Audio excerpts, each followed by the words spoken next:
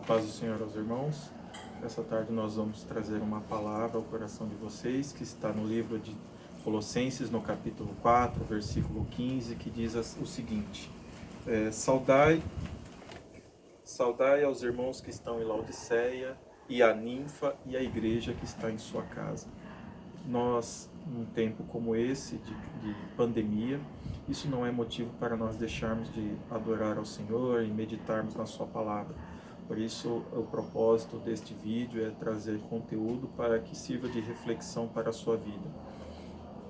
E que você possa levar essa reflexão para o seu próprio culto, o culto que você pratica na sua casa, ou como forma de meditação. Por isso, nós vamos tratar de um tema muito importante, que se trata do culto da igreja que está em sua casa. Quando nós falamos da igreja que está em sua casa, nós não tratamos apenas de uma reunião onde nós nos colocamos para adorar, para louvar ao Senhor e meditarmos na sua palavra, o qual nós chamamos de culto doméstico. Quando nós falamos da igreja que está em sua casa, nós estamos falando de algo muito mais importante do que o culto doméstico, que é cuidarmos dos nossos relacionamentos. Porque é muito importante em dias como hoje, e num momento como esse, em que todos estão reunidos na mesma casa, nós cuidarmos do relacionamento.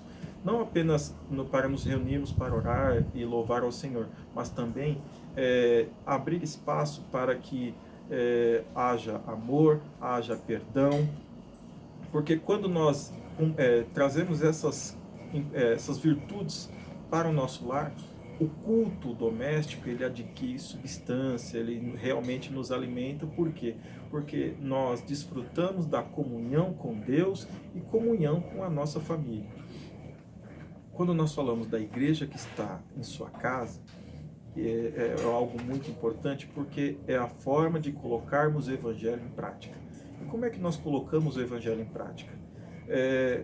Primeiro, entendendo a natureza da igreja.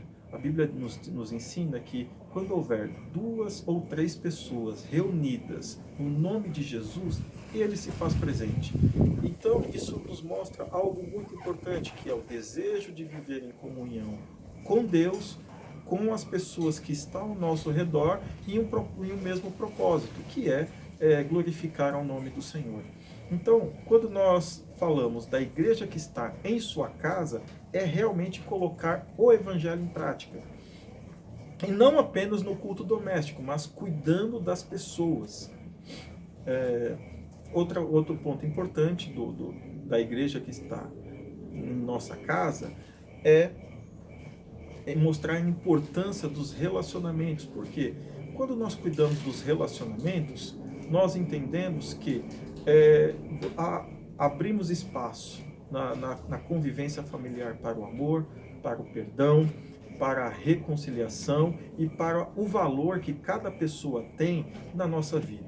Isso nós compreendermos a verdadeira natureza da igreja e não ter aquela mentalidade igrejeira de achar que a espiritualidade só pode ser vivida quando nós estamos nas chamadas 4 paredes, ou quando nos reunimos com a igreja do Senhor, ou com o conjunto, a comunidade da fé, em um templo.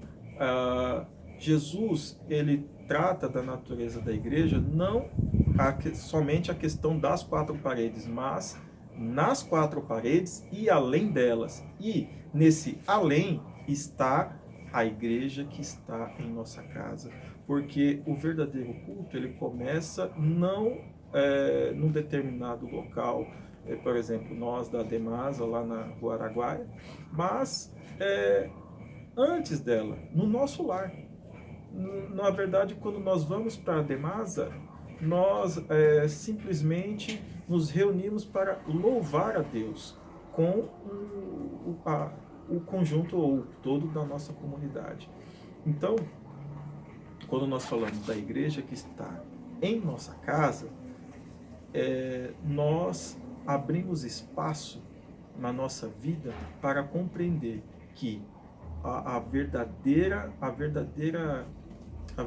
espiritualidade é aquela que nós vivemos a partir da comunhão. e comunhão com todos os nossos familiares e os irmãos. Bom,